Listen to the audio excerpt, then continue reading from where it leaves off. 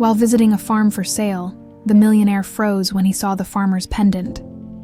The same one he had given to his beloved, presumed dead 28 years ago. The gray October sky hung heavy over the crumbling farmhouse like an old wool blanket, threatening rain that had been building all morning. Richard Whitmore stepped out of his black Mercedes, the leather soles of his Italian shoes crunching against the gravel driveway that had seen better days, probably decades ago.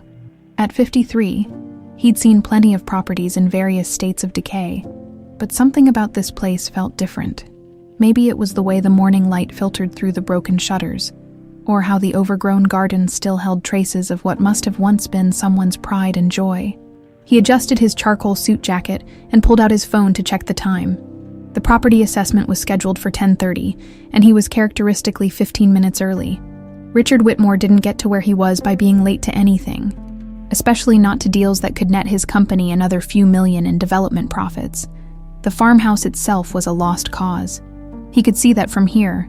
The wraparound porch sagged on one side, paint peeled from the siding like sunburned skin, and at least 3 windows on the second floor were boarded up with plywood that had weathered to a silvery gray. But the land was pure gold. 43 acres of prime real estate just outside the city limits. Perfect for the luxury subdivision his investors had been pushing him to develop. A voice called out from behind the house, melodic and slightly breathless. "You're early." Richard turned, and the world seemed to tilt on its axis.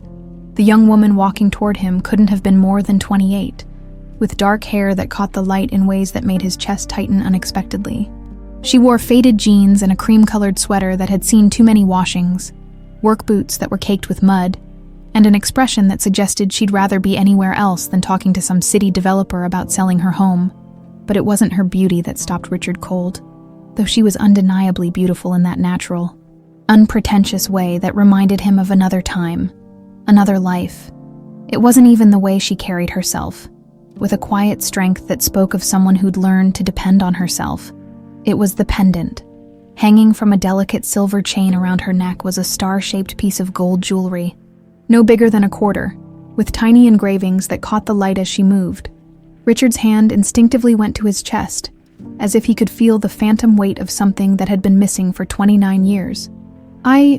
Excuse me," he managed, his usual confidence deserting him completely. "You must be Emily Rivera." "That's right."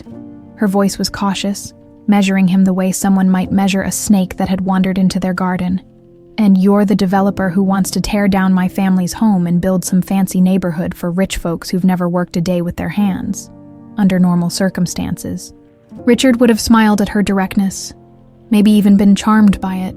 He'd dealt with plenty of reluctant sellers over the years, and he had a whole arsenal of techniques for winning them over. But right now, he couldn't take his eyes off that pendant. "Where did you get that necklace?" The question came out sharper than he'd intended, and Emily's hand moved protectively to her throat. Her green eyes, God, even her eyes were the same shade, narrowed with suspicion. "Excuse me. I'm sorry. I didn't mean to be rude. It's just, that pendant, it's very unusual. It was my mother's." Emily's voice carried a warning now, like a dog showing its teeth. "The only thing I have left of her, actually." "Why?" Richard felt like he was drowning in broad daylight. The pendant was identical, not similar, not reminiscent of, but absolutely identical, to the one he'd made 29 years ago, custom designed by a jeweler in Manhattan, based on a sketch Anna had drawn on a napkin during one of their late-night conversations about dreams and stars and forever. Anna, the name hit him like a physical blow, bringing with it a flood of memories he'd spent nearly 3 decades trying to bury. Anna Caldwell, with her laugh that sounded like wind chimes and her habit of tucking her hair behind her left ear when she was thinking. Anna, who'd vanished from his life without a trace on what should have been the happiest day of their lives. Mr. Whitmore. Emily was looking at him with a mixture of concern and irritation. "Are you okay? You look like you've seen a ghost." "Maybe I have," Richard thought. But what he said was, "I'm fine. Just tired.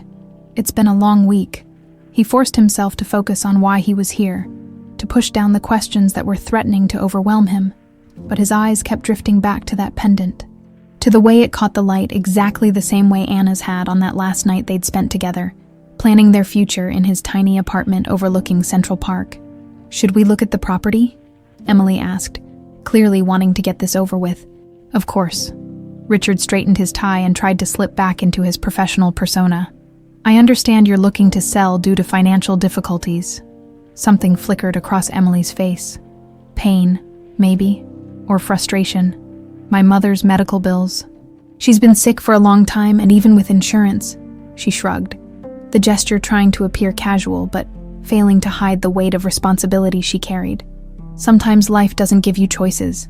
They walked toward the house in uncomfortable silence, Emily pointing out various features with the reluctant efficiency of someone who'd rather be doing anything else. Richard nodded and made appropriate sounds, but he was barely listening.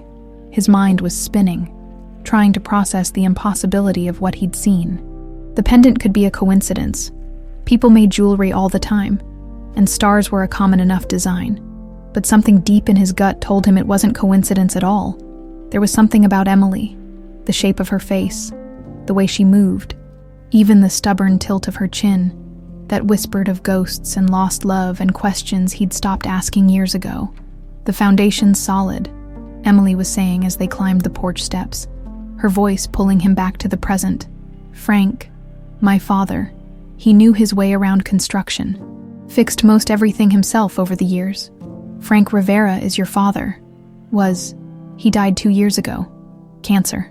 Emily's voice was matter of fact, but Richard caught the slight catch in her breath. "My mom Gloria passed last spring. Heart attack in her sleep." "I'm sorry for your losses." Emily nodded acknowledgement but didn't meet his eyes. "So now it's just me and..." She paused, as if deciding how much to reveal. "Just me." But Richard had caught that hesitation, the way she'd started to say something else. "Just me and who?" he wanted to ask, but something told him to tread carefully. They spent the next hour touring the property, Emily maintaining her professional distance while Richard struggled to concentrate on square footage and structural integrity. Every time she turned her head, that pendant caught the light. And every time it did, Richard felt like he was 24 years old again, standing in that jewelry store with Anna's sketch in his hand and hope in his heart. When they finished the tour, Richard found himself making an offer that was 30% above the asking price without even thinking about it. Emily stared at him. "I'm sorry. What did you just say?" $800,000 cash, closing in 2 weeks if you want. "Mr. Whitmore, the asking price was $600,000. "I know what I said." Emily's suspicion deepened. "Why?" "Because I need to understand what's happening here. Because that pendant is haunting me. Because you might be the key to questions I thought I'd never get answered." But what he said was, "It's good land. I can afford to be generous. I need time to think about it." "Of course. Take all the time you need." Richard pulled out his business card, his fingers brushing hers as he handed it over. The contact was brief, innocent, but it sent an electric shock up his arm that left him reeling. "My direct line is on there. Call me when you've decided." Emily took the card, studying it with the same wariness she'd shown him all morning. "I'll be in touch."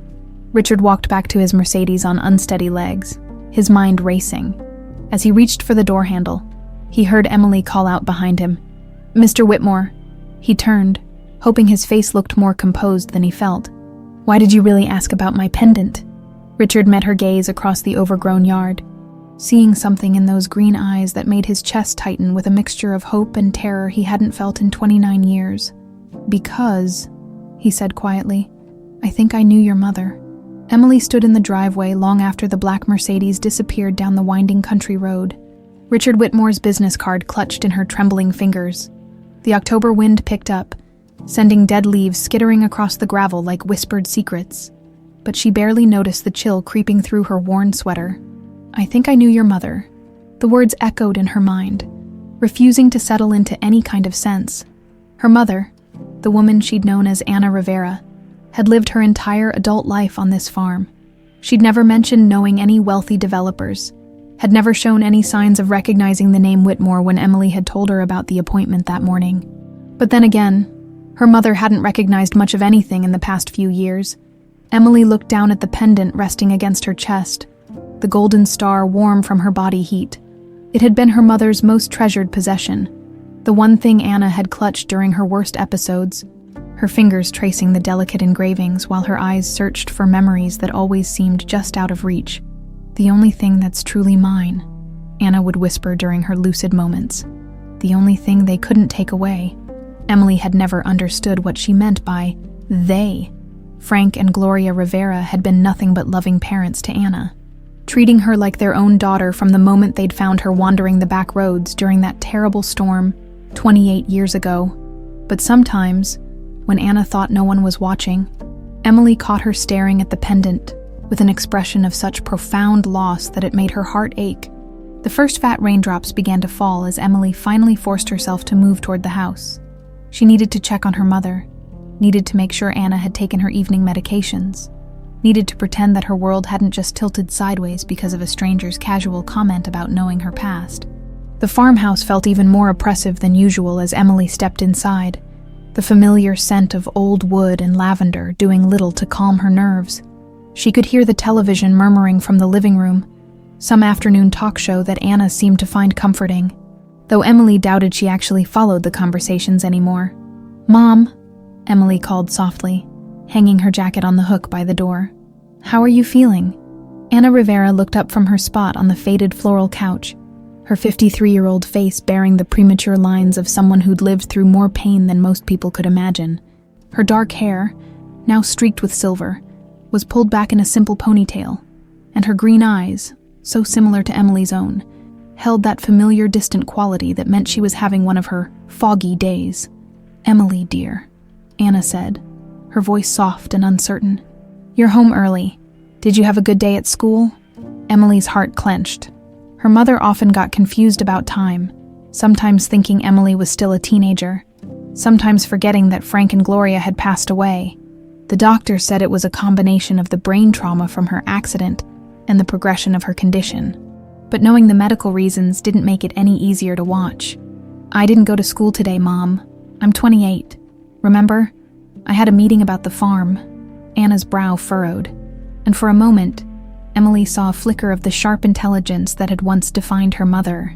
"The farm? Are we selling the farm?" "We might have to. The medical bills." Emily sat down beside her mother, taking her cold hands in her own. "But don't worry about that right now. Are you hungry? I could make us some soup." "That would be nice." Anna's gaze drifted to the window, where rain was now pelting the glass in earnest. "It's stormy today. I don't like storms." Emily had noticed that about her mother over the years. Storms always seemed to agitate her in ways that went beyond normal discomfort. Anna would pace the house restlessly, her hands shaking, sometimes even having seizures if the thunder got too loud. The doctors had theories about trauma responses and environmental triggers, but Emily suspected there was more to it than medical jargon could explain. After settling Anna with a bowl of tomato soup and her evening medications, Emily found herself drawn upstairs to the attic. She'd been putting off going through Frank and Gloria's belongings since Gloria's death 6 months ago, but something about her encounter with Richard Whitmore had stirred up a restless energy that demanded action. The attic stairs creaked under her weight, a sound that had been part of the house's vocabulary for as long as she could remember. Frank had always meant to fix those squeaky boards, but somehow there had always been more pressing repairs to make. Now the sound felt like a conversation with ghosts. The attic was exactly as Gloria had left it, boxes stacked neatly along the walls, old furniture covered with dust cloths, Christmas decorations that would never see another holiday in this house. Emily had been up here countless times as a child, playing dress-up with Gloria's old clothes, or hiding from chores among the forgotten treasures. But today, everything looked different somehow. She started with the boxes labeled Anna's Things, containers that had remained unopened for as long as Emily could remember. Gloria had always been protective of Anna's privacy, respecting her desire not to dwell on the past, but Emily felt a growing urgency to understand the pieces of her mother's life that had never quite fit together. The first box contained mostly clothes, simple dresses and sweaters that looked like they belonged to a much younger woman. Everything was carefully folded and smelled of the lavender sachets Gloria used to keep the moths away. At the bottom of the box, Emily found something that made her breath catch: a leather journal, its pages yellowed with age, filled with handwriting she didn't recognize. The first entry was dated March 15th, nearly 30 years ago, and the elegant script was nothing like her mother's careful, childlike penmanship. Richard surprised me with dinner at that little Italian place near his apartment. He's been so secretive lately, and I keep catching him looking at me with this expression I can't quite read. Sometimes I think he's going to say something important, but then he just kisses me and changes the subject. God, I love him so much it scares me sometimes. Is it possible to love someone too much? Emily's hands shook as she turned the pages, reading entry after entry about someone named Richard, their walks in Central Park, their plans for the future, their dreams of buying a house with a big garden where they could raise children. The woman who wrote these entries was vibrant, passionate, completely in love, and looking forward to a wedding that was apparently planned for that spring. The final entry was dated April 3rd, just a few lines written in what looked like a hurried hand. Something's wrong. Eleanor keeps insisting I'm not good enough for her son, and Charles has been making these veiled threats about my background. Richard doesn't see it, or maybe he doesn't want to see it. I'm scared, but I don't know what to do. I love him so much, but I'm starting to think love might not be enough. Emily sat back on her heels. The journal clutched to her chest. Eleanor, Charles, and Richard. A Richard who had loved someone named Anna enough to plan a wedding with her 30 years ago. With trembling fingers, she dug deeper into the box and found a small velvet jewelry case. Inside, nestled in faded satin, was a ring. A simple but elegant diamond solitaire that caught the dusty attic light and threw rainbow fragments across the wooden floor. Beneath the ring was a folded piece of paper, and Emily's heart nearly stopped when she unfolded it to reveal a newspaper clipping dated April 6th. 30 years ago, the headline read, "Whitmore heir searches for missing fiancé." The accompanying photo showed a younger version of the man who had stood in her driveway that morning, his face drawn with worry and exhaustion. The article described how Anna Caldwell had disappeared without a trace just days before her wedding to Richard Whitmore, heir to the Whitmore real estate fortune.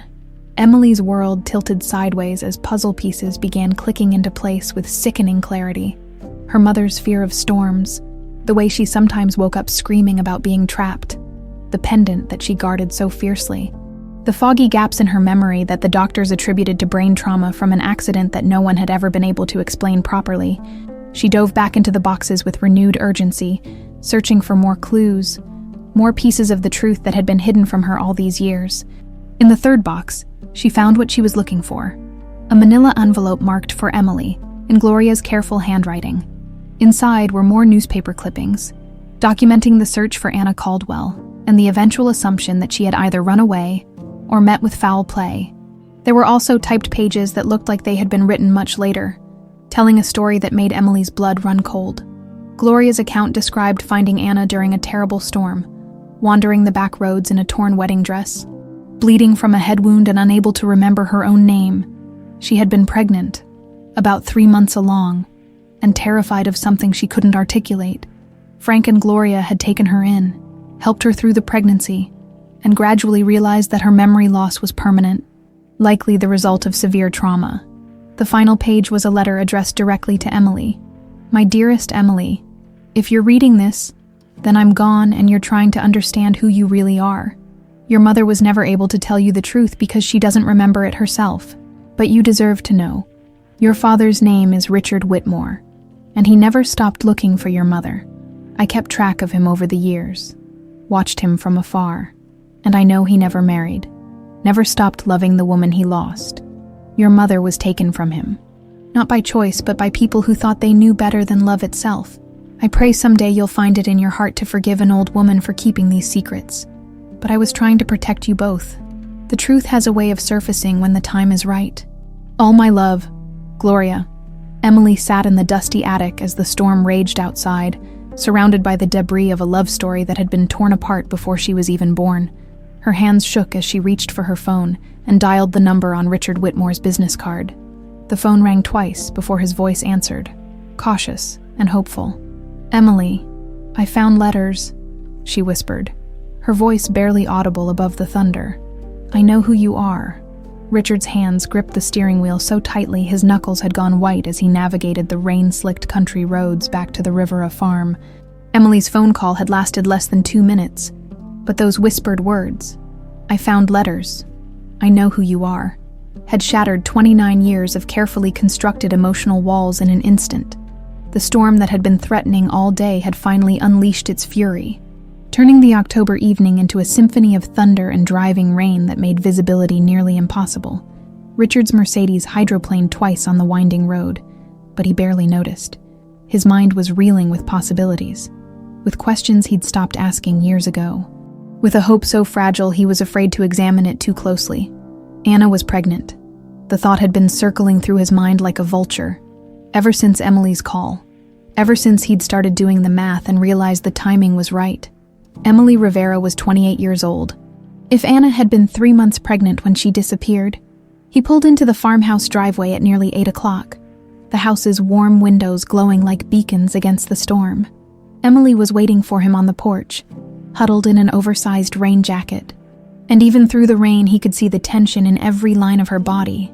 She ran to his car before he could even fully park, yanking open the passenger door and sliding inside, bringing with her the scent of rain and something that might have been fear. "Thank you for coming," she said, her voice barely audible above the storm. Water dripped from her dark hair onto the leather seats, but she didn't seem to notice. "I wasn't sure you would." Richard turned off the engine and studied her face in the dim light from the dashboard. Up close, the resemblance to Anna was even more striking. The same delicate bone structure, the same stubborn curve to her jaw, the same way of tucking her hair behind her left ear when she was nervous. "You're my daughter," he said quietly, and the words felt surreal even as he spoke them. "Of course I came." Emily's breath hitched, and for a moment she looked impossibly young despite her 28 years. "I don't know how to process this, any of this. My whole life has been a lie." "Not a lie," Richard said gently. "Just incomplete. The Riveras loved you, didn't they? Raised you well. They were wonderful." Emily's voice cracked slightly. "Frank taught me how to fix engines and build things with my hands. Gloria showed me how to grow a garden, how to can vegetables for winter, how to make something beautiful out of nothing. They were the best parents I could have asked for. Then it wasn't a lie. It was love, in a different form than anyone planned." Emily wiped her eyes with the back of her hand and reached into her jacket pocket, pulling out a manila envelope that was slightly damp from the rain. "I brought some of the letters, the ones that explain what happened, and Gloria's note." Richard's hands shook as he took the envelope, but before he could open it, Emily placed her hand over his. "Before you read those, I need to know something. Are you here because you feel guilty? Because you think you owe me something? Or because you actually want to know your daughter?" The question hung between them like a bridge that could either connect them or burn down entirely depending on his answer. Richard met her eyes, seeing Anna's fierce honesty reflected there, and knew he owed her nothing less than the complete truth. "I'm here because I've been looking for your mother for 29 years, he said quietly. "I'm here because not a day has gone by that I haven't wondered what happened to her.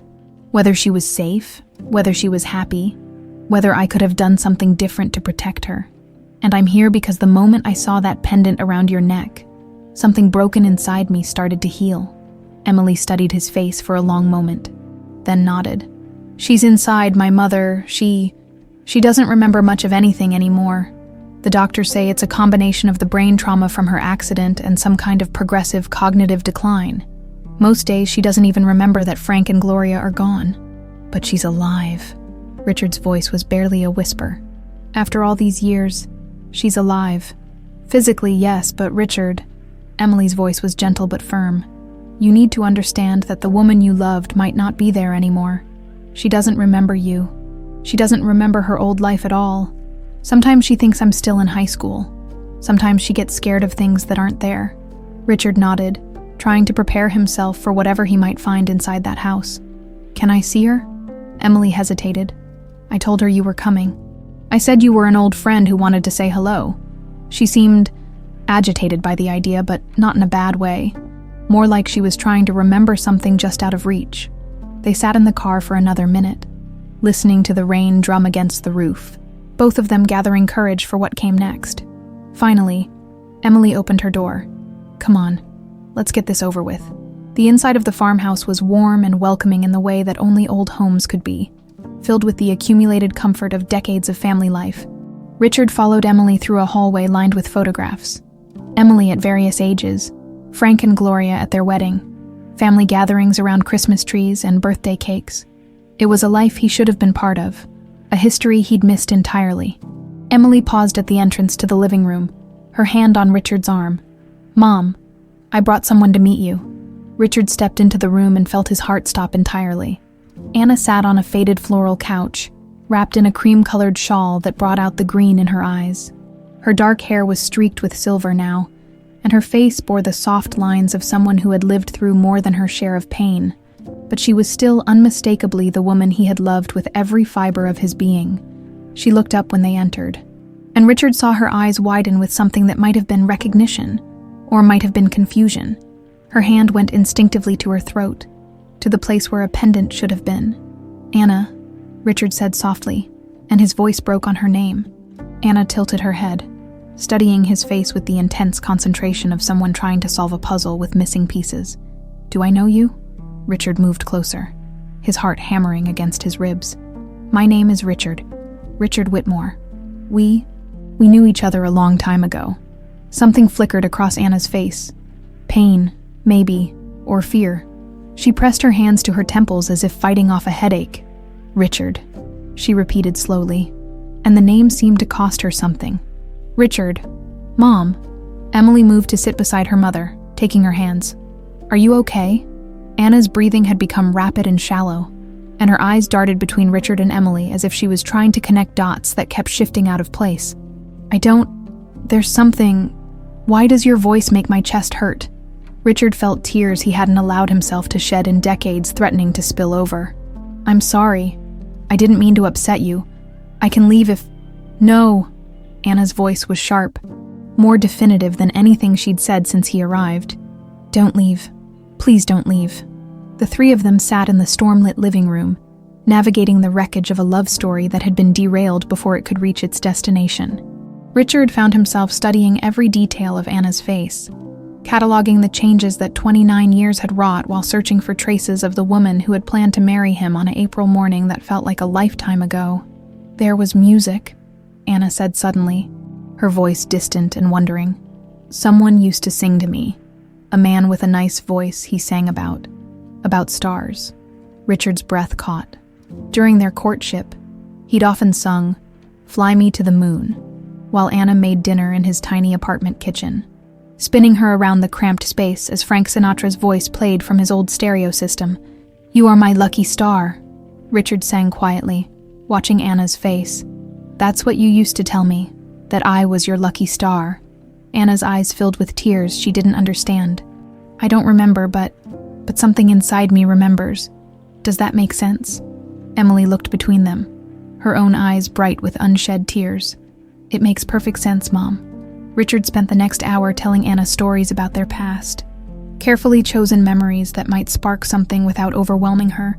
He told her about their first date at the Metropolitan Museum, how she'd insisted on reading every placard in the Egyptian wing.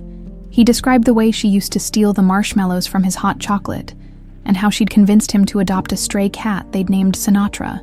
With each story, Anna's breathing became calmer, her posture more relaxed.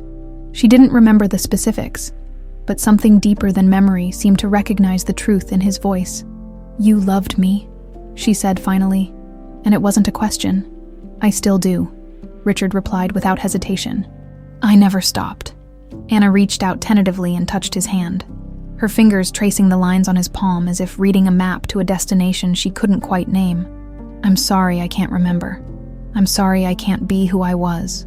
"You're exactly who you're supposed to be," Richard said, covering her hand with his. "And we have time to figure out the rest." Emily wiped her eyes and stood up. "I should let you two talk. I'll make some coffee." As Emily left the room, Anna turned to Richard with sudden clarity. "She's yours, isn't she?" "Emily, she's your daughter." Richard nodded, unable to speak past the emotion clogging his throat. Anna smiled then, the first real smile he'd seen from her, and for just a moment she looked exactly like the woman who had changed his life all those years ago. "She's beautiful. We made something beautiful together, even if I can't remember it." Outside, the storm was beginning to subside, but inside the farmhouse, a different kind of weather was just beginning. The slow, careful work of rebuilding something that had been thought lost forever. The morning sun streamed through the windows of Dr. Sarah Chen's office at Presbyterian Hospital, casting long shadows across the mahogany desk, where Anna's medical files lay scattered like pieces of a complex puzzle. Richard sat rigidly in the leather chair beside Emily, his businessman's composure barely masking the anxiety that had been eating at him for the past 3 days since their reunion. Dr. Chen, a woman in her early 40s with kind eyes and graying temples, studied the latest test results with the methodical precision that had made her one of the most respected neurologists on the East Coast. Richard had spared no expense bringing Anna here, calling in favors and writing checks that would have made most people dizzy, but money couldn't buy the answers he desperately needed. The good news, Dr. Chen began, setting down Anna's MRI scans, is that your mother's epilepsy is well controlled with medication. The seizures she's been experiencing are manageable, and we can adjust her treatment to reduce their frequency even further. Emily leaned forward, her hands clasped tightly in her lap. And the bad news? Dr. Chen's expression grew more serious. The brain trauma she suffered 28 years ago was extensive. There's significant scarring in the hippocampus and temporal lobe, areas crucial for memory formation and retrieval. The amnesia she's experiencing isn't likely to fully resolve. Richard felt something cold settle in his stomach. Not likely, or impossible. Memory is complicated, Mr. Whitmore. We're learning more about neuroplasticity every day, about the brain's ability to form new pathways around damaged areas. There are experimental therapies, some promising research with music and sensory triggers, but I want to be honest with you. Complete recovery is unlikely, but some recovery is possible, Emily asked, her voice barely above a whisper. Possibly. I've seen patients with similar injuries recover fragments, sometimes significant fragments. Through intensive therapy, the fact that she's already showing emotional responses to familiar stimuli is encouraging. Her heart may remember what her mind cannot. Richard stood up abruptly, moving to the window that overlooked the hospital parking lot. 3 days ago, he'd thought Anna was lost to him forever. Now she was sitting in a room down the hall, alive but trapped behind walls of damaged neural pathways. And he wasn't sure which reality was harder to bear.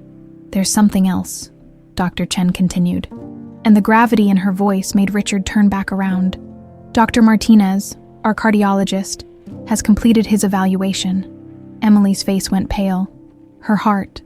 Your mother has severe mitral valve regurgitation, likely a result of the rheumatic fever she contracted during her pregnancy with you.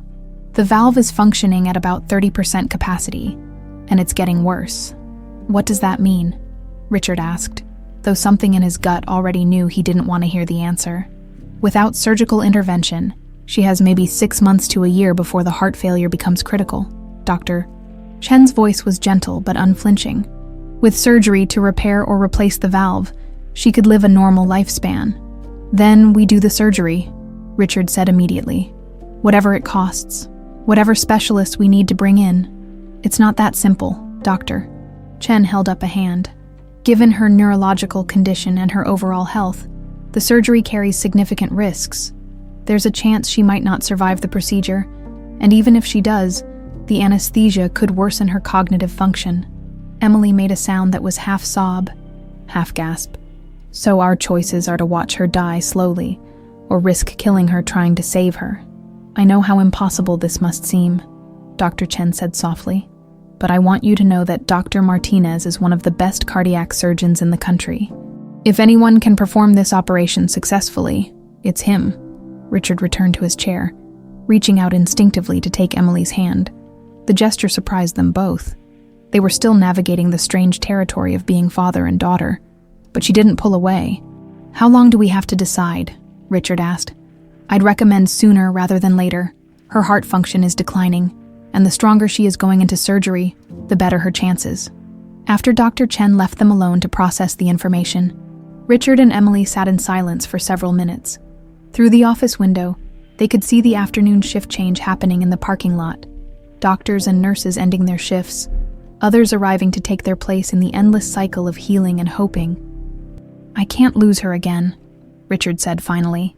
Not when I just found her.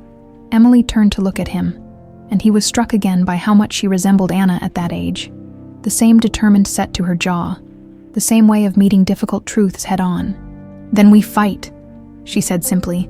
"We try everything, the memory therapy, the surgery, whatever it takes, the costs." "I don't care about the costs." Emily's voice was fierce. "You said you never stopped looking for her. Well, here's your chance to do something about it."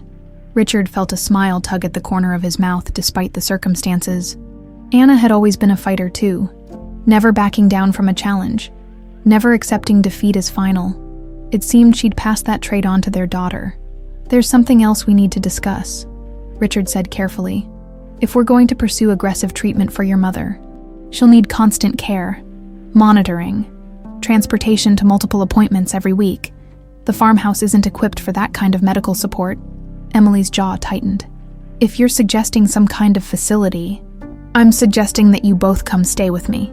The words hung in the air between them like a bridge that neither was quite ready to cross. Emily stared at him, clearly trying to process the implications. "Stay with you, Richard. We barely know each other. You're my daughter, Anna is.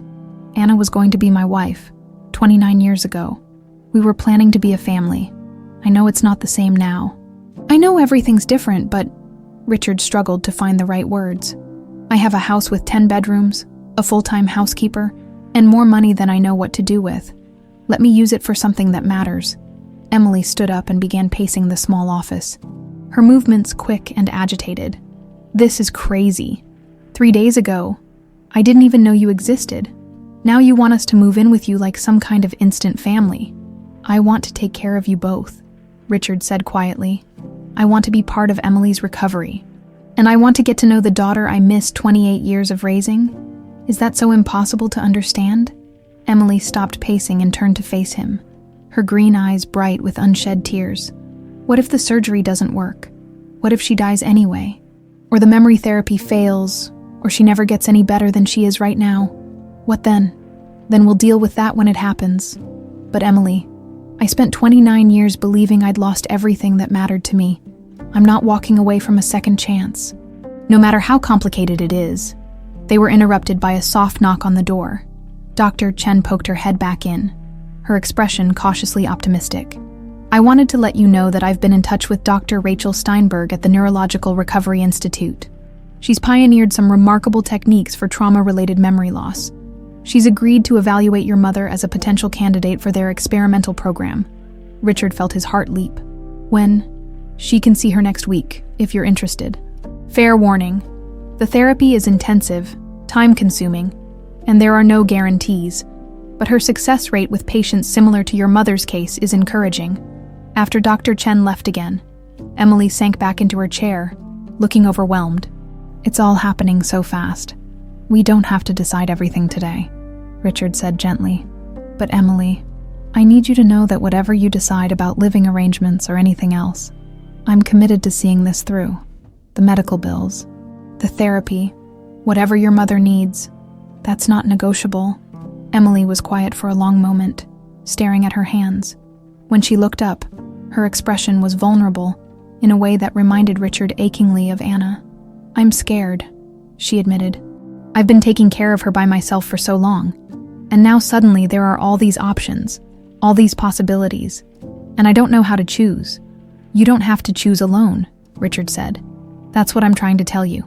You have a father now, whether you want one or not, and fathers don't let their daughters face impossible decisions by themselves." Emily's laugh was watery but genuine. "You know, for someone who's never been a parent, you're not terrible at this. I've had 28 years to practice imaginary conversations with you," Richard admitted. Though none of them went quite like this. They spent another hour in Dr. Chen's office, making appointments and discussing treatment options. Richard made calls to his assistant, rearranging his schedule for the next several weeks. Emily called her few remaining friends in town, explaining that she might need help with some arrangements. As they finally prepared to leave the hospital, Emily stopped Richard in the hallway. "If we do this, if we try the therapy and the surgery, and if we come stay with you, I need you to promise me something. Anything. Promise me that if it doesn't work, if she doesn't get better, you won't disappear again. She may not remember loving you, but she trusts you now, and Emily's voice caught. "I think I might be starting to trust you too." Richard pulled his daughter into his arms for the first time, feeling her initial stiffness give way to something that might eventually become affection. "I promise," he whispered against her hair. "I'm not going anywhere ever again." Richard's estate in the Hamptons was everything Emily had expected, and nothing she was prepared for. The sprawling colonial mansion sat on 15 acres of meticulously maintained grounds, with gardens that probably cost more to maintain than most people made in a year. As their car pulled up the circular driveway, Emily felt a familiar knot of anxiety tighten in her stomach. "It's bigger than I remembered," Anna said softly from the back seat, and both Richard and Emily turned to look at her in surprise. It was the first time she'd made any comment that suggested recognition of anything beyond the immediate present. "You've been here before, Mom?" Emily asked gently, though her heart was already racing with the implications. Anna's brow furrowed in that familiar way that meant she was trying to grasp something just out of reach. "I think, maybe in a dream, there were roses. So many roses." Richard's hands tightened on the steering wheel. "You loved the rose garden. You used to say it smelled like heaven." "Did I?" Anna's voice was wistful. "That sounds like something I would say. Mrs. Patricia Henley." Richard's housekeeper of 15 years met them at the front door with the kind of professional warmth that put Emily slightly more at ease. She was a woman in her early 60s with silver hair pulled back in a neat bun and eyes that missed nothing. "Mr. Whitmore, welcome home. And you must be Anna and Emily." She stepped forward to take Anna's arm with practiced gentleness. "I've prepared the blue suite on the second floor for you, Anna. It has lovely morning light and overlooks the rose garden." Emily watched her mother's face carefully as they entered the house.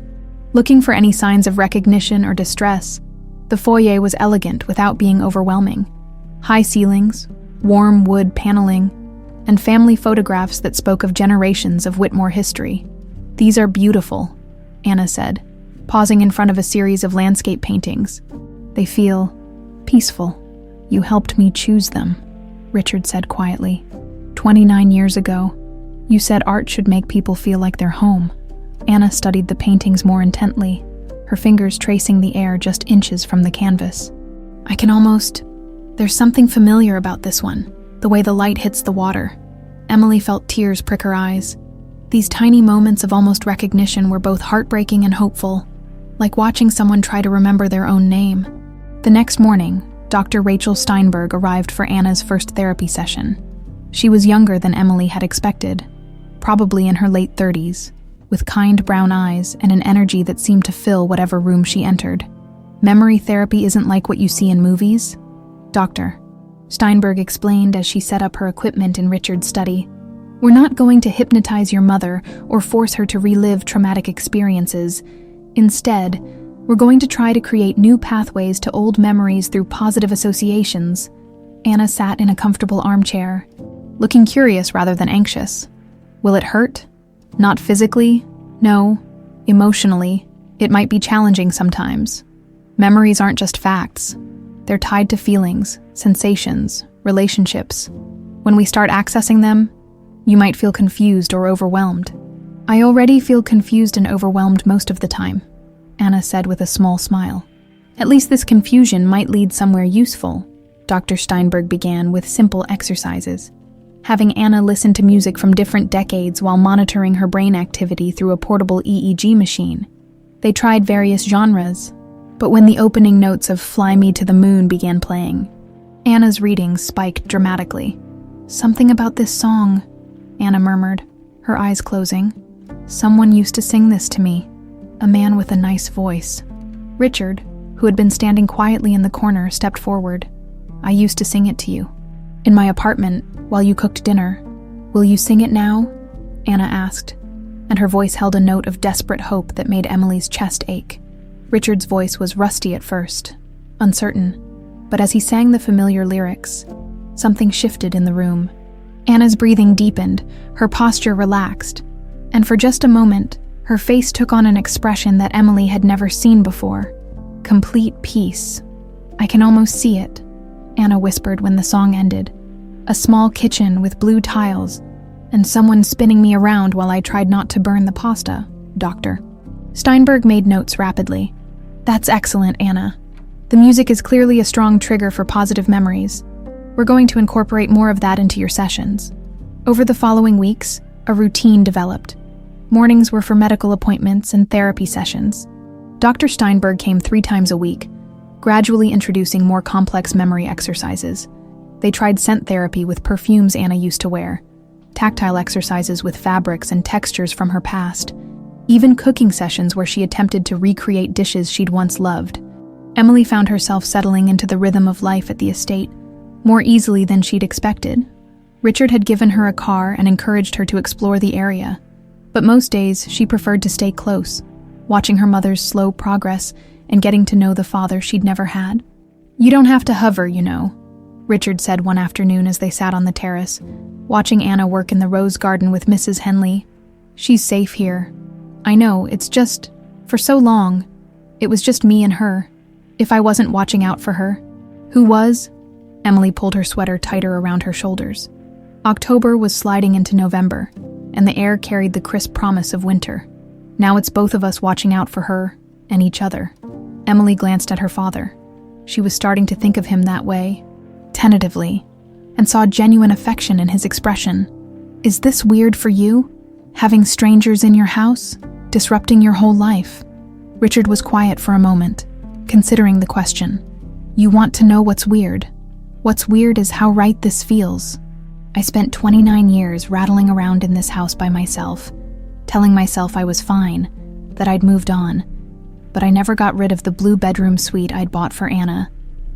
Never changed the garden she'd helped design. I was living in a museum of might-have-beens. And now I feel like I'm finally living in the present instead of the past." Their conversation was interrupted by a sharp cry from the garden. They both rushed toward the sound, finding Anna on her knees beside the rose bushes, her hands pressed to her temples. "Mom," Emily dropped down beside her. "What's wrong?" "I remember," Anna gasped, her face pale but her eyes bright with something that might have been wonder. "I remember planting these roses, with Richard. He was worried they wouldn't survive the winter, and I told him that anything worth having was worth fighting for." Richard knelt on Anna's other side, his hands shaking as he reached out to steady her.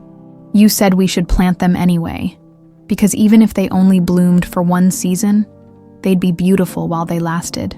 Anna looked between him and Emily, tears streaming down her face. "I loved you so much. I can feel it, like an echo in my chest. We were going to be married in the spring." "We were," Richard confirmed, his own voice thick with emotion. "April 15th. You wanted cherry blossoms and morning light and a dress that would make me cry when I saw you walking down the aisle. What happened to us?" Anna asked, and the pain in her voice was almost unbearable. "Why can't I remember what happened?" Emily and Richard exchanged glances. They'd agreed to wait until Anna was stronger before sharing the darker details of her disappearance. But now Emily wondered if they'd been protecting her or themselves. "Someone separated us," Richard said carefully.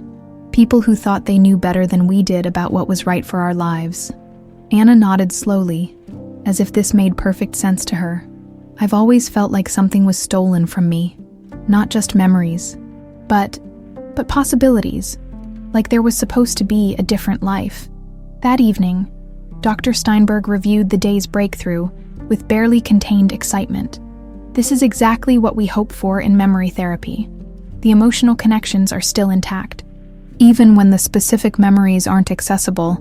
That's why the music and the garden worked. They're tied to positive feelings rather than traumatic ones." "Does this mean she'll get more memories back?" Emily asked. "It's possible. The brain is remarkably adaptive. Each recovered memory can serve as a bridge to others. But I want to manage expectations. This process isn't linear. She might have days where everything feels clear, followed by days where she can't remember what she had for breakfast." Richard nodded. "We understand. We're just grateful for whatever we can get." Later that night, Emily found Richard sitting in the study, staring at a photograph of Anna from their college days. She was laughing in the picture, her head thrown back, her hair catching the sunlight. "She's still in there," Emily said softly, settling into the chair across from him. "The woman you fell in love with. I can see her sometimes, in the way she tilts her head when she's thinking, or how she hums while she's working in the garden. I know. And that's what makes this so hard and so wonderful at the same time. Richard set the photograph down gently. I keep waiting for the other shoe to drop, for something to go wrong. Maybe nothing will go wrong. Maybe we'll be one of the families that gets a happy ending. Richard smiled, and Emily was struck by how much younger he looked when he wasn't carrying the weight of decades of loss. You know what your mother would say about that. What? She'd say that anything worth having is worth fighting for. Outside, the roses that Anna and Richard had planted all those years ago swayed in the evening breeze, their autumn blooms defying the approaching winter with stubborn, hopeful beauty. The private nursing facility on the Upper East Side was exactly the kind of place where Manhattan's wealthy tucked away their family secrets. Eleanor Whitmore's room on the 7th floor overlooked Central Park. Though Richard doubted his 78-year-old mother spent much time appreciating the view anymore, Alzheimer's had stolen most of her world, leaving her trapped in a maze of failing synapses and fading connections. Richard hadn't visited in 6 months, a fact that filled him with guilt every time he thought about it. But seeing Eleanor meant confronting the woman who had orchestrated the destruction of his life, and even knowing that disease had already claimed her as punishment didn't make forgiveness any easier. Maria Santos, Eleanor's primary nurse, met Richard at the facility's front desk with the kind of professional sympathy that came from years of watching families navigate the complexities of cognitive decline. "She's having a good day today, mister." "Whitmore," Maria said as they walked toward the elevator. "More lucid than she's been in weeks. She keeps asking for you, which is unusual. Most days she doesn't remember having a son." Richard's stomach tightened. What has she been saying? She seems agitated about something in the past. Keeps mentioning a woman named Anna, and someone called Charles. She's been insisting she needs to tell you something important before it's too late. The elevator ride to the 7th floor felt endless. Richard had spent the past month watching Anna slowly piece together fragments of their lost love, celebrating each small breakthrough as a miracle. But he knew that the full truth, the deliberate cruelty that had torn them apart, was still waiting in the shadows, and he wasn't sure any of them were ready for it.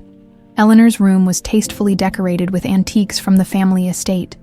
Though Richard suspected she no longer recognized any of them, she sat in a wingback chair by the window, her once imposing frame now diminished by age and illness, her silver hair perfectly styled despite the confusion that clouded her pale blue eyes. "Mother," Richard said softly, taking the chair across from her. Eleanor looked up, and for a moment her expression sharpened with something that might have been recognition. "Richard, my God, you look terrible. You're too thin. Are you eating enough?" Despite everything, Richard felt a familiar pang of affection for the woman who had raised him. Before Anna, before the cruelty and manipulation, Eleanor had been a devoted mother in her own complicated way. "I'm fine, Mother. Maria says you wanted to see me." Eleanor's hands fluttered nervously in her lap, worrying the edge of her cashmere shawl. "There's something I need to tell you. About the girl. About Anna." Richard leaned forward, his heart beginning to race. "What about Anna?" "I did something terrible."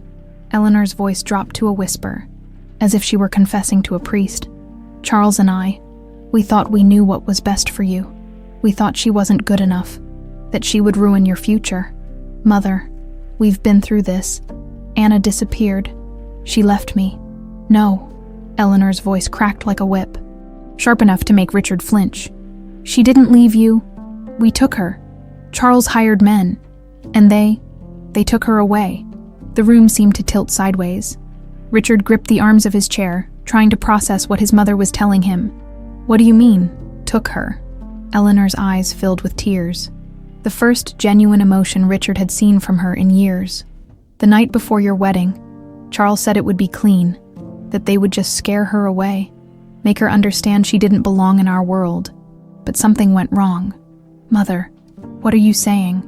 "They were supposed to drive her to the airport, put her on a plane back to whatever little town she came from.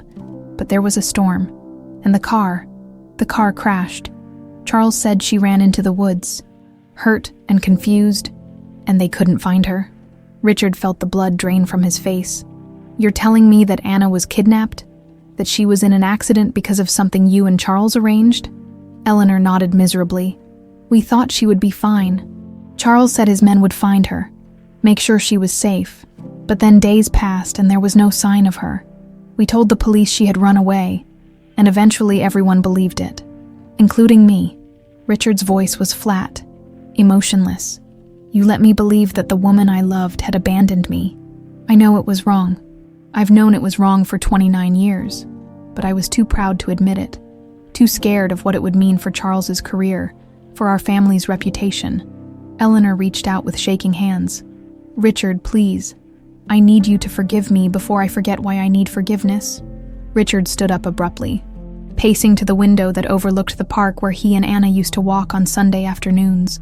29 years of grief, of wondering what he had done wrong, of believing that he hadn't been enough to make her stay, all of it built on a lie. "Does Charles know you're telling me this?" Eleanor's confusion returned, her moment of clarity beginning to slip away. "Charles? Is Charles here? He said he would come, but he hasn't.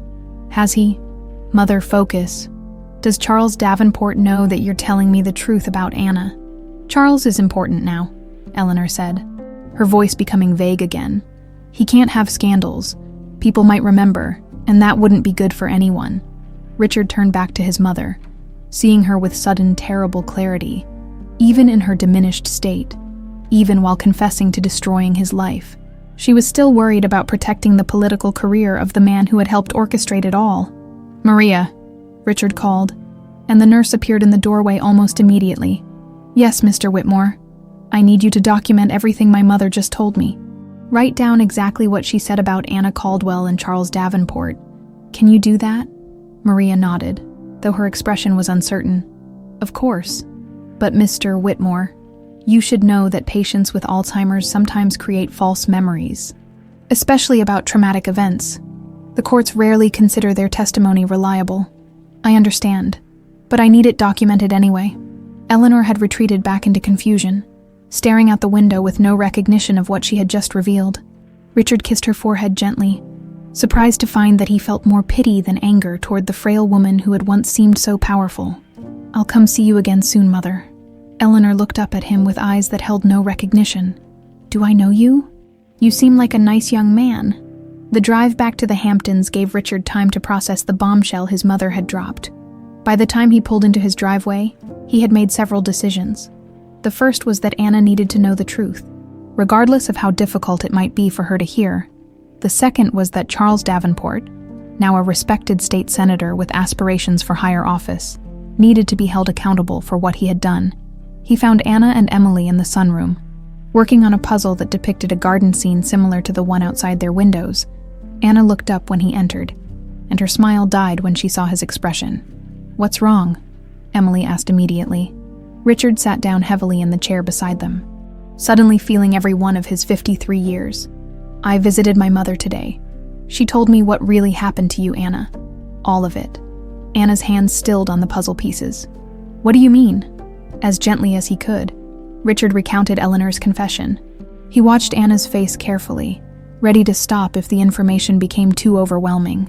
But she listened with a composure that reminded him of the strength that had originally drawn him to her. When he finished, Anna was quiet for a long moment. Emily reached out to take her mother's hand, but Anna seemed lost in thought. "That explains the dreams," Anna said finally. "I have nightmares sometimes about being in a car, about rain and being chased. I always thought they were just random fears. But they were memories, weren't they?" "Probably," Richard said softly. "Anna, I'm so sorry if I had known, if I had looked harder." "No," Anna's voice was firm. "You were as much a victim as I was. They lied to you too." She paused, her brow furrowing. "Charles Davenport. That name sounds familiar, but not in a good way." Emily had been unusually quiet during Richard's recounting, but now she spoke up. "The name is familiar because he's still around, Mom. He's a state senator now. I've been doing some research since we found Gloria's letters." Richard turned to his daughter in surprise. "What kind of research?" "The kind that tells me Charles Davenport has spent the last 30 years building a political career on a foundation of family values and moral integrity. The kind that tells me he's positioning himself for a run at the governor's mansion next year." Emily's voice carried a steel that reminded Richard powerfully of Anna. "And the kind that tells me he's probably terrified that his past might catch up with him."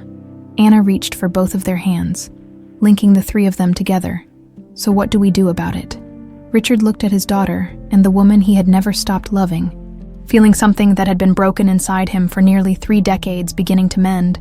"We make sure the truth comes out," he said quietly. "All of it. And we make sure Charles Davenport finally pays for what he did to our family." Outside, storm clouds were gathering on the horizon, but inside the sunroom, 3 people who had been separated by lies and cruelty were finally beginning to plan their reunion with justice. The waiting room at Presbyterian Hospital felt like purgatory. Richard had been pacing the same 15-foot stretch of industrial carpet for 3 hours, his expensive Italian shoes wearing a path between the vending machines and the wall of windows that looked out onto the gray December morning. Emily sat curled in one of the uncomfortable plastic chairs, clutching a cup of coffee that had gone cold hours ago, while Mrs. Henley dozed fitfully in the corner, her knitting abandoned in her lap. Anna's cardiac surgery had been scheduled for 7 a.m., and Dr. Martinez had estimated 4 to 6 hours depending on the complexity of the valve repair. It was now past 11, and no one had emerged from the operating room to give them an update. "She's strong," Emily said for the 10th time, though her voice lacked conviction. "The doctor said she was strong enough for this." Richard paused in his pacing to look at his daughter. In the harsh, fluorescent lighting, Emily looked younger than her 28 years, her face pale with exhaustion and worry. She hadn't slept the night before. None of them had, and the strain was showing in the dark circles under her eyes and the slight tremor in her hands. "She is strong," Richard agreed, settling into the chair beside her. "Stronger than any of us realized." The decision to proceed with the surgery had been made 2 weeks ago, after Anna's condition had deteriorated rapidly following another seizure that had left her weak and struggling to breathe. Dr. Martinez had been blunt about the timing. Wait much longer, and she wouldn't be strong enough to survive the operation. Anna herself had been surprisingly calm about the whole thing. "I've been living on borrowed time for 28 years, she'd said the night before surgery, holding both Richard and Emily's hands as they sat together in the hospital room. "If this gives us more time together, real time where I can remember loving you both, then it's worth the risk. Mrs. Rivera was asking for you again this morning." "Mrs." Henley said softly, stirring from her doze. Richard and Emily had decided to let Anna keep the name she'd lived with for nearly 3 decades. It felt like honoring the people who had saved her life and raised her daughter. "What did she say?" Emily asked. "She wanted to make sure you knew that she was proud of you. Both of you. She said that even if she couldn't remember everything about the past, she could feel the love that surrounded her now." Richard felt his throat tighten over the past month. As Anna's memories had slowly begun returning in fragments, their relationship had evolved into something deeper than nostalgia or reclaimed love. They were building something new on the foundation of what they'd once shared, learning to love the people they'd become rather than mourning the people they'd been. A commotion in the hallway caught their attention. Dr. Martinez appeared in the doorway, still wearing his surgical scrubs, his face unreadable behind his surgical mask. Richard's heart stopped beating for what felt like a full minute. "The surgery was successful, Doctor," Martinez said quickly, and Richard felt his legs nearly give out from relief.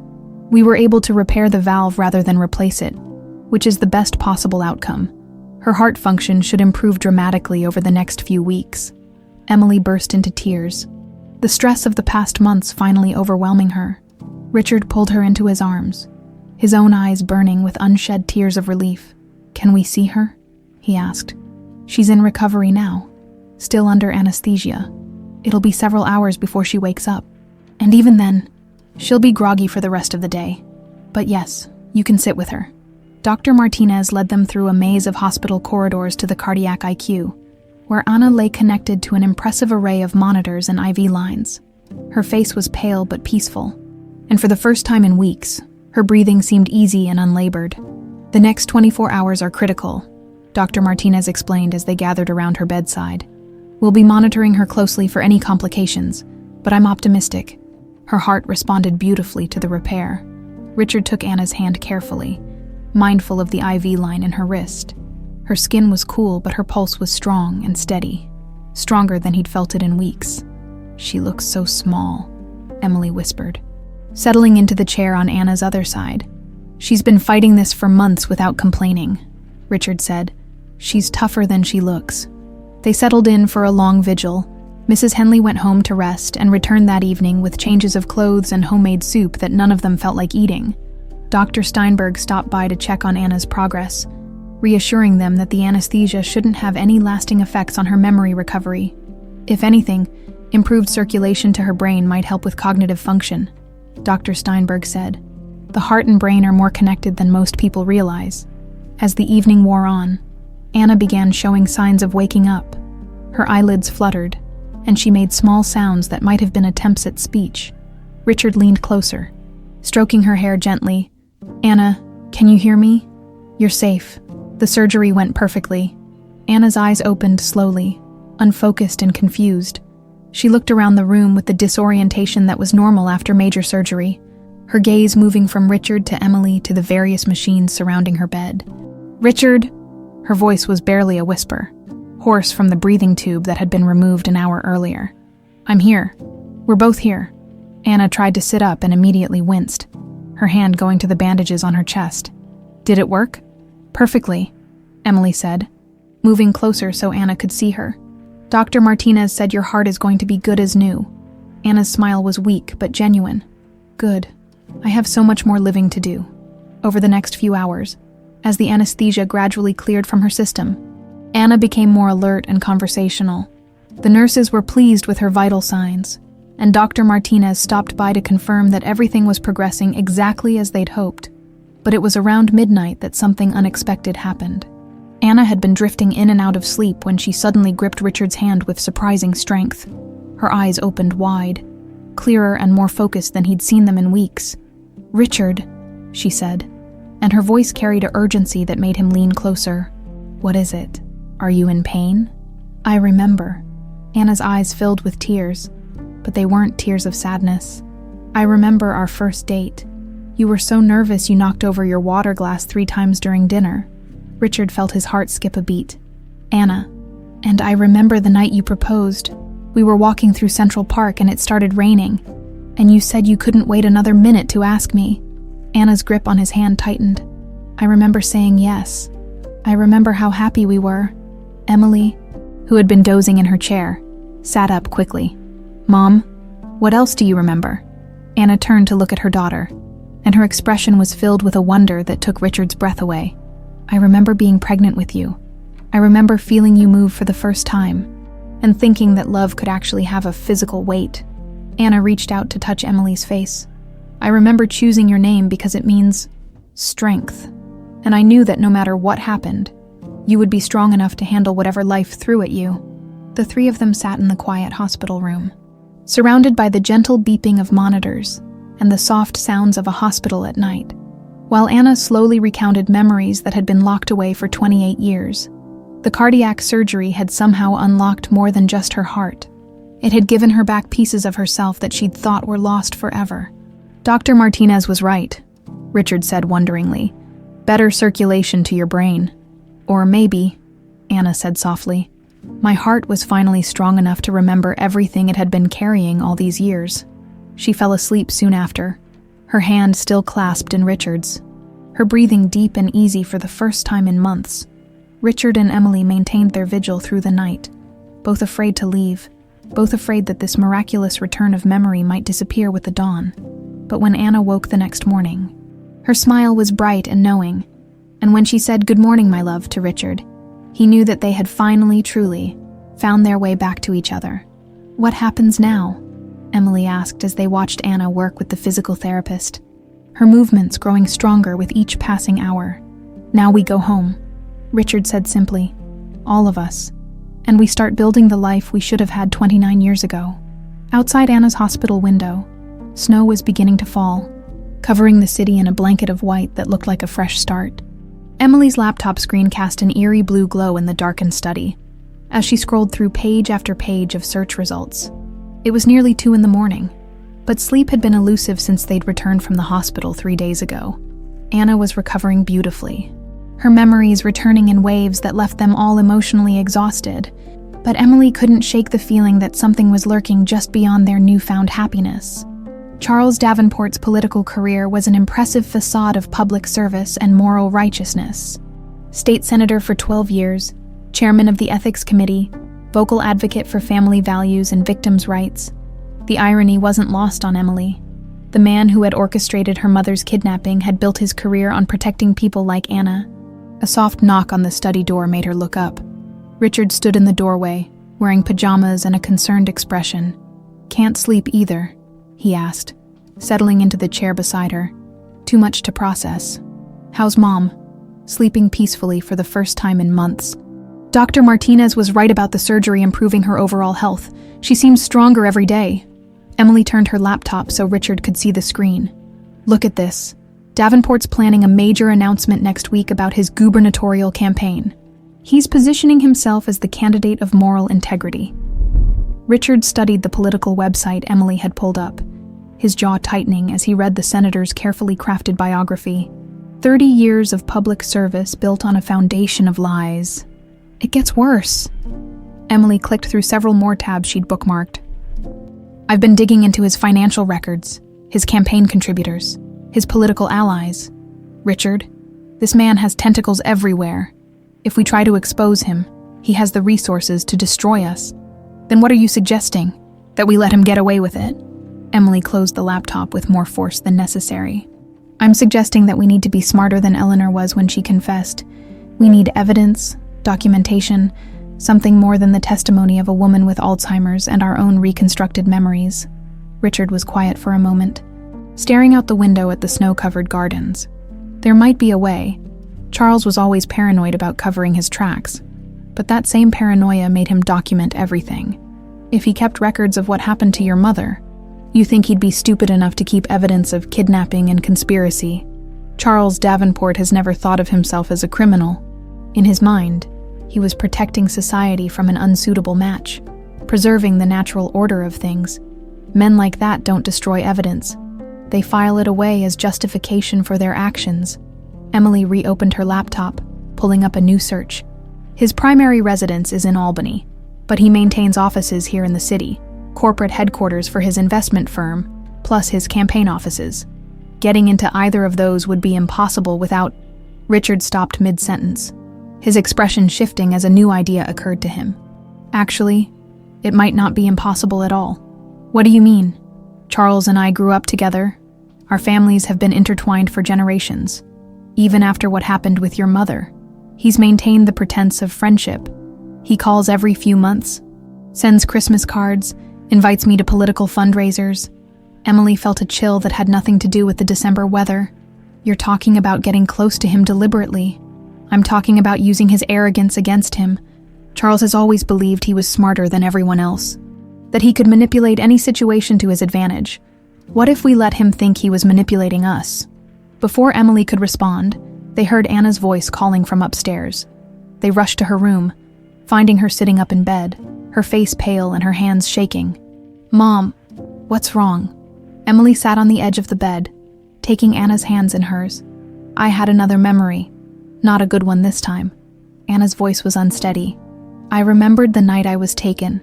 There were 2 men, and they said Charles Davenport had sent them. They said I was going to disappear permanently if I didn't cooperate." Richard felt ice form in his veins. "Permanently?" Anna nodded, tears beginning to fall. "They weren't just trying to scare me away from you, Richard. They were planning to kill me. The only reason I survived was because of the storm and the accident." Emily's hand went protectively to her mother's shoulder. "That makes Charles Davenport guilty of conspiracy to commit murder, not just kidnapping. Which means," Richard said slowly, "that he has even more to lose if the truth comes out. Emily's right. He'll use every resource at his disposal to destroy us if we move against him." Anna wiped her eyes and looked between them with surprising determination. "Then we need to move first. And we need to move smart. Charles underestimated me 29 years ago because he saw me as just some poor girl who didn't belong in his world. He's probably still underestimating all of us." Over the next several days, they developed a plan that was equal parts dangerous and necessary. Richard would re-establish contact with Charles, using the pretense of wanting to discuss business opportunities, and perhaps seeking the senator's advice about managing Eleanor's Alzheimer's diagnosis. The goal was to get invited to Charles's private office, where Richard could plant listening devices and look for evidence. "This is insane," Emily said as they finalized the details.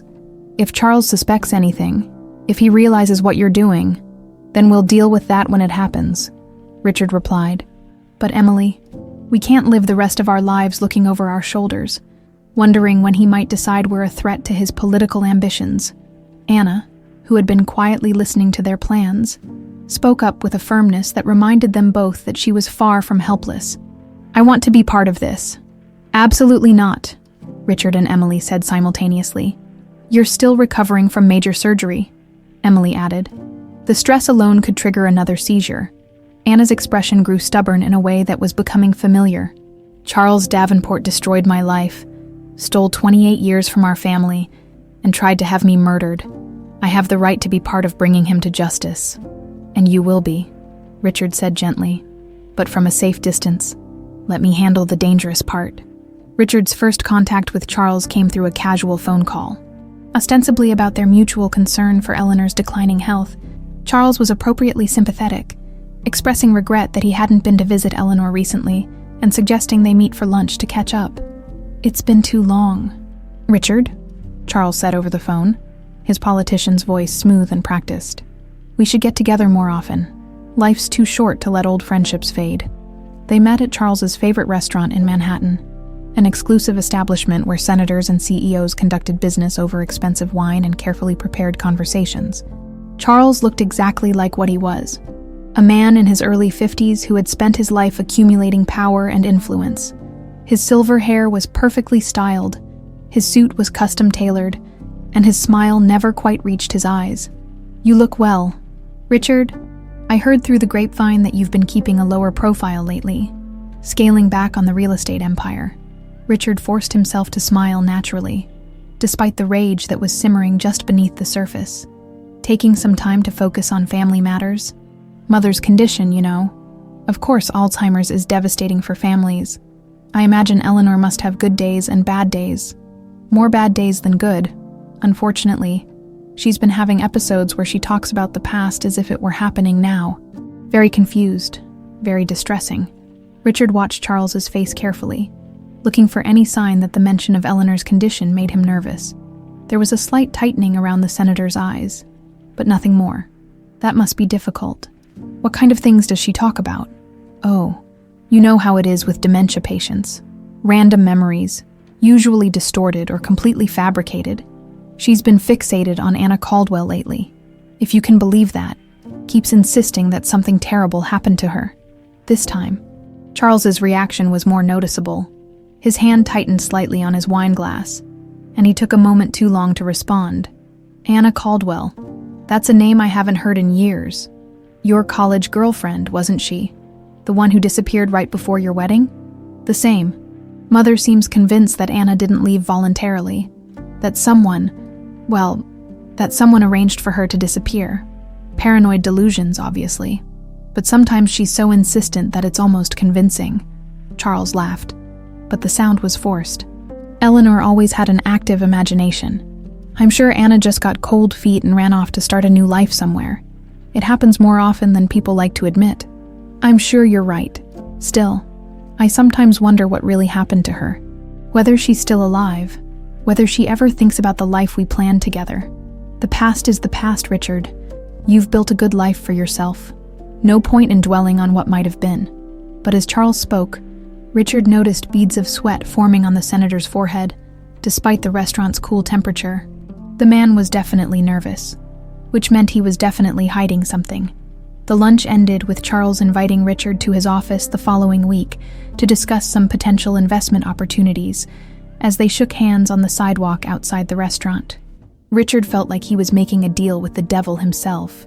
"It was good to see you again, Richard. And please, give my regards to Eleanor. I really should visit her soon." As Richard watched Charles disappear into the back of his chauffeured sedan, he pulled out his phone to call Emily. "How did it go?"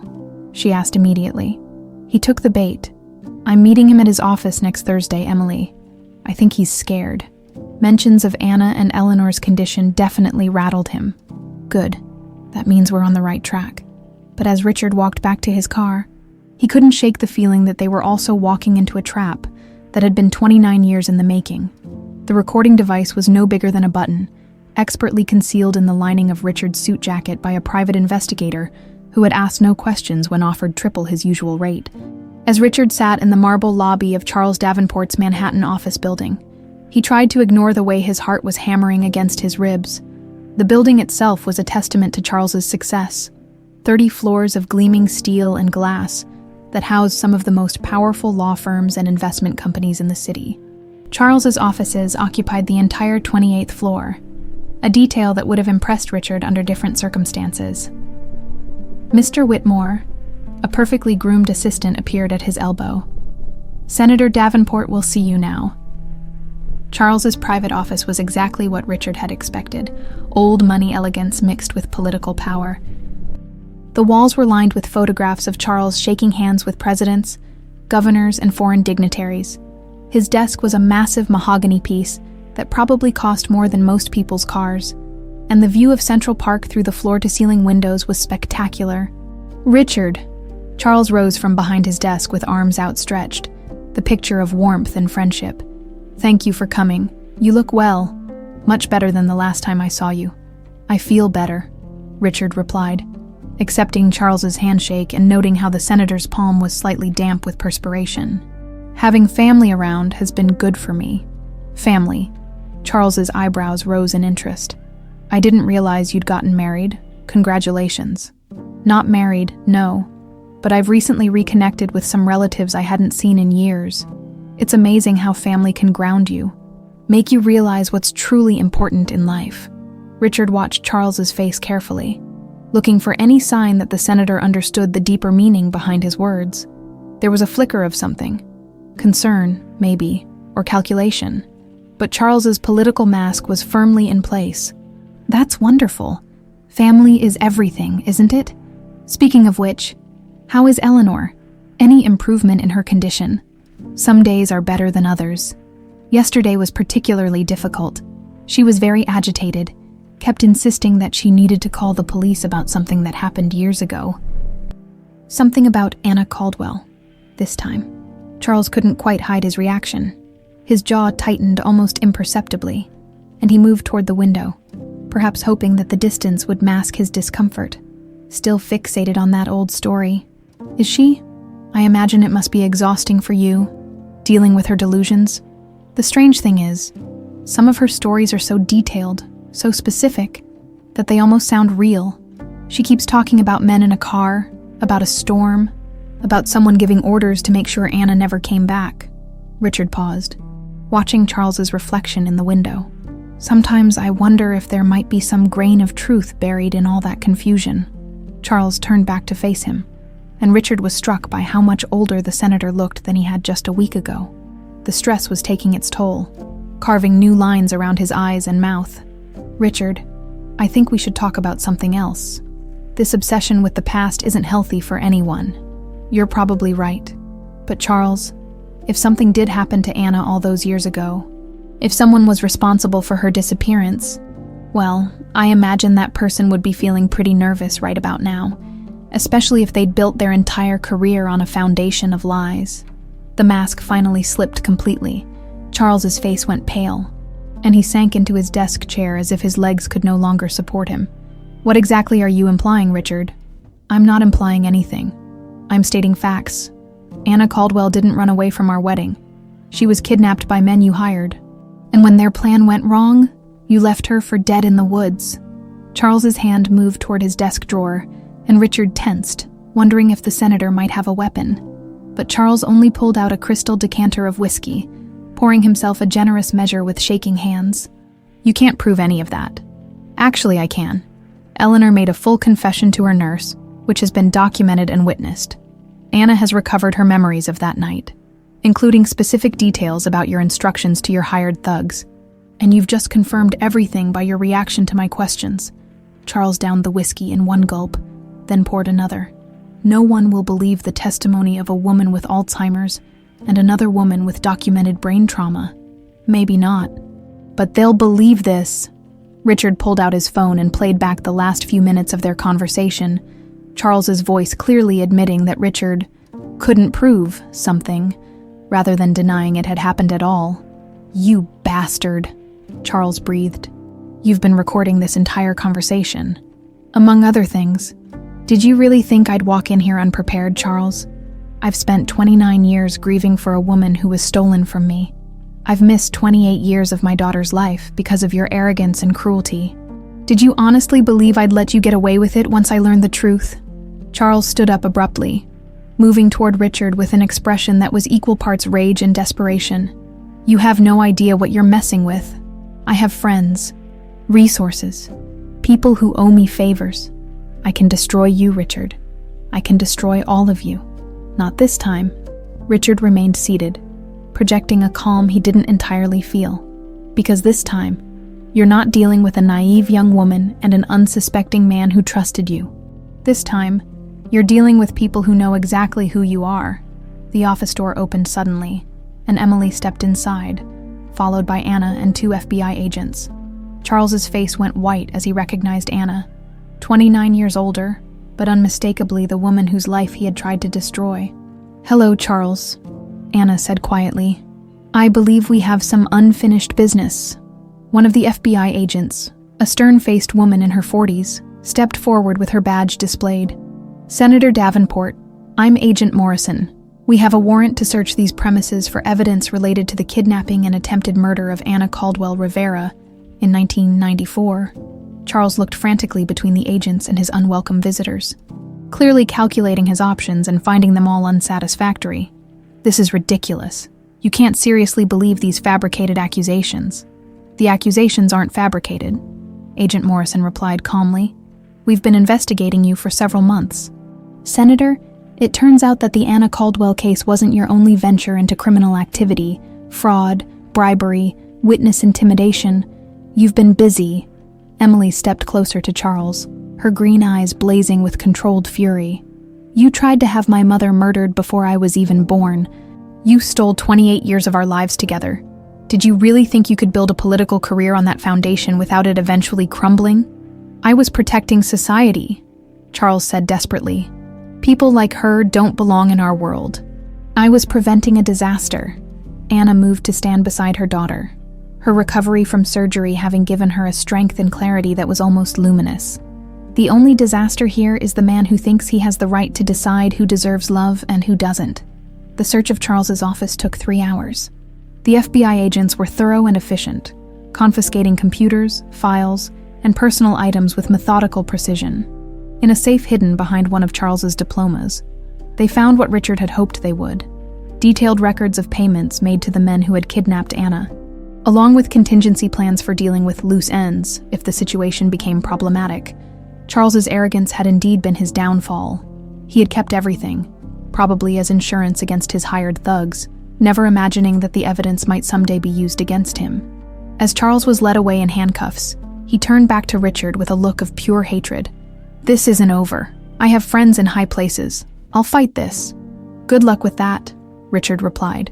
"But Charles, next time you decide to destroy someone's life, you might want to make sure they stay destroyed." The media circus that followed was intense but brief. Charles Davenport's fall from grace was swift and complete, his political career ending in a blaze of headlines about corruption, conspiracy, and attempted murder. The man who had built his reputation on moral integrity was revealed to be exactly the opposite, and his gubernatorial campaign collapsed before it had truly begun. Anna, Emily, and Richard gave carefully prepared statements to the press, focusing on justice rather than revenge, healing rather than hatred. Anna's recovery and their reunion became a story of hope that captured the public imagination, a testament to the power of love to survive even the most devastating betrayals. Standing in the rose garden at Richard's estate 3 weeks later, watching Anna tend to the bushes they had planted together 30 years earlier, Richard felt a peace he hadn't experienced since he was 24 years old. "It's really over, isn't it?" Emily asked, joining him on the terrace. "The legal part is over," Richard confirmed. "Charles will spend the rest of his life in prison, and the truth is finally public. But the important part, the part where we build a life together, that's just beginning." Anna looked up from her gardening and smiled at them both, her face radiant with health and happiness.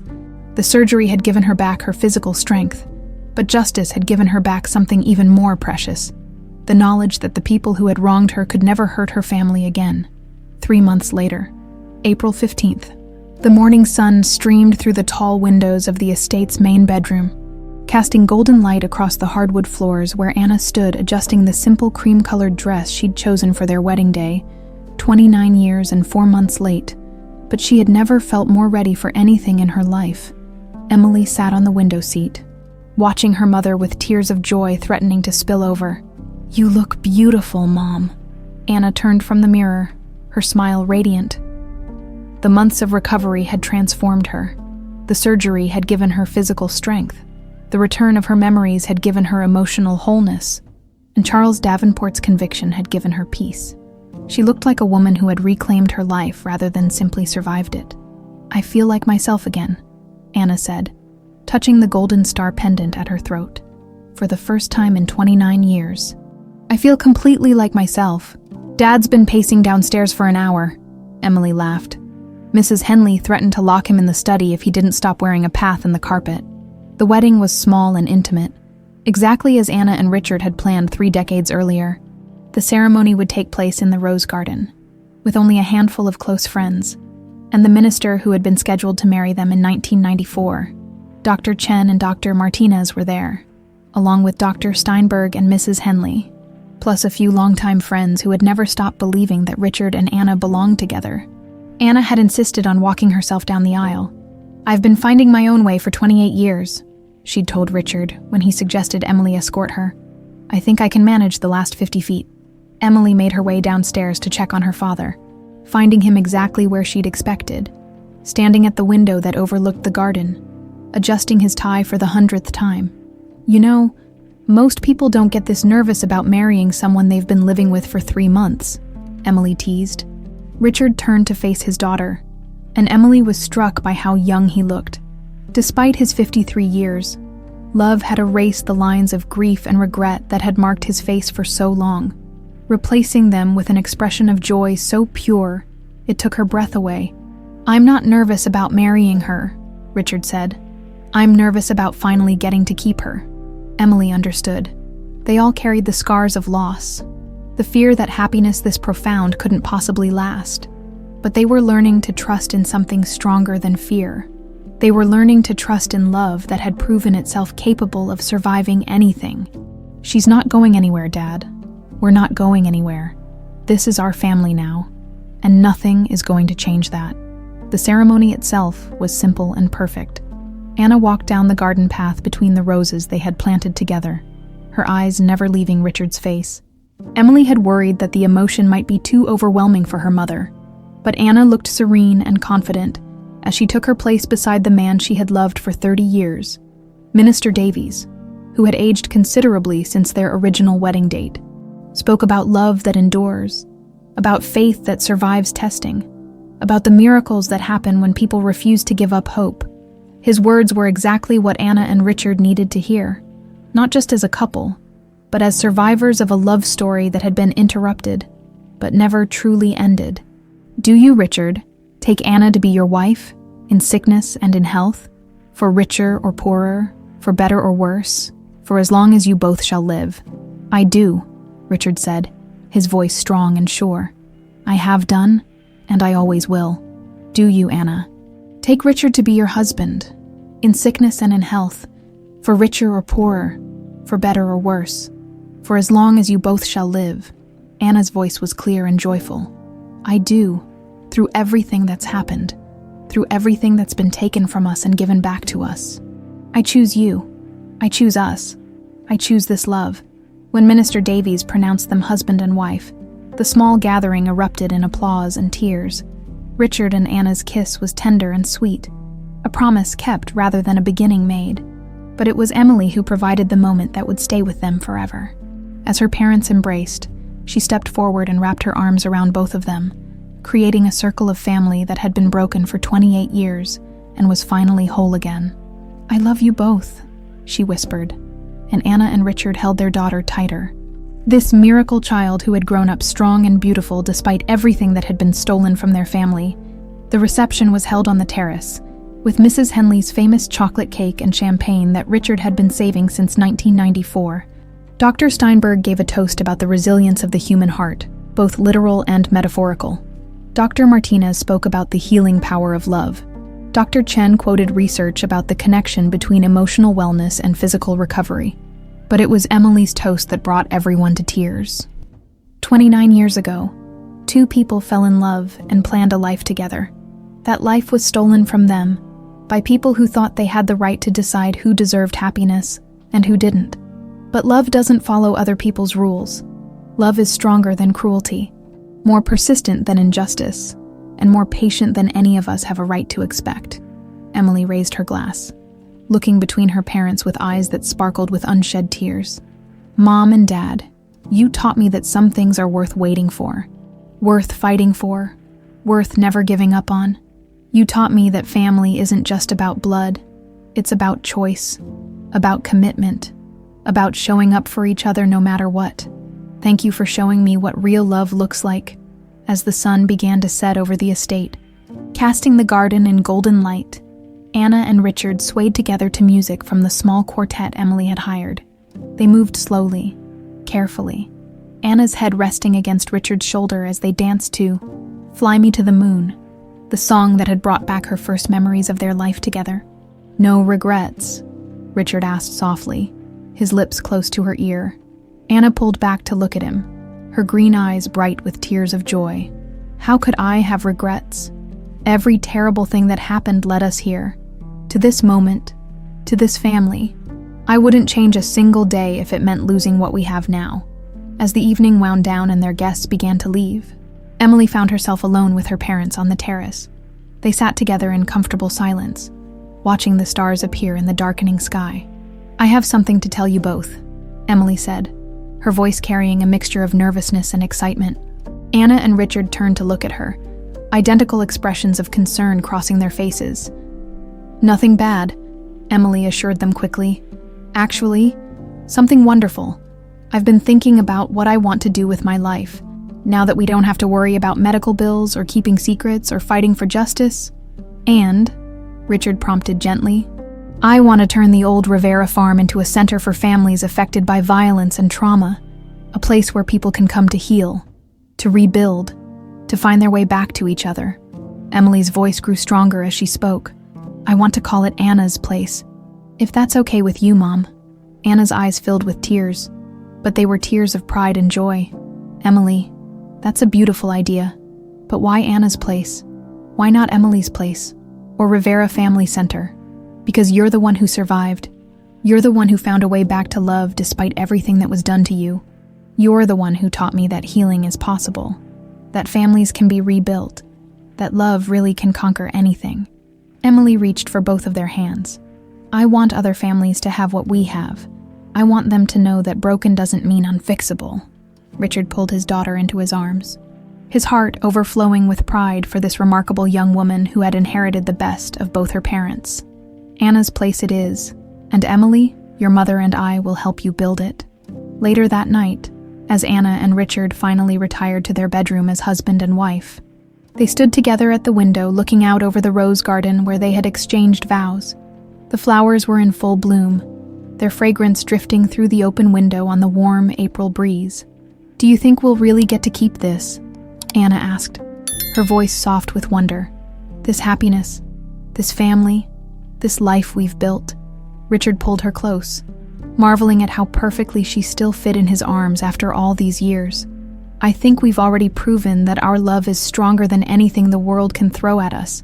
We survived separation, memory loss, attempted murder, and 29 years of thinking we'd lost each other forever. I'd say we've earned the right to be happy." Anna smiled, settling into his embrace with a contentment she had never thought possible. "Then let's be happy. Let's be ridiculously, impossibly, completely happy." And as they stood together in their bedroom, surrounded by the life they had finally claimed for themselves, the roses they had planted 30 years earlier bloomed in the moonlight outside their window, a testament to love that endures, hope that survives, and the beautiful truth that some stories are worth waiting a lifetime to finish.